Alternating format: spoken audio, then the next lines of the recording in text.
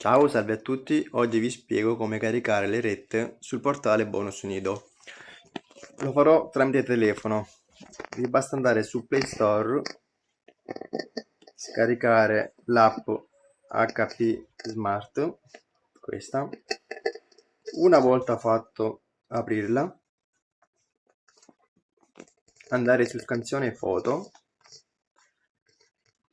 caricare fattura, poi di nuovo caricare il bonifico, cliccare sui due documenti. Da qui potete ritagliarle o girarle, di solito non fanno mai storia. Andare su salva, tipo di file PDF, salva,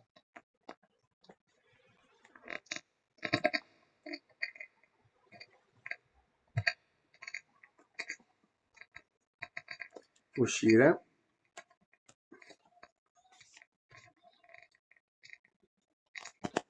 e il gioco è fatto.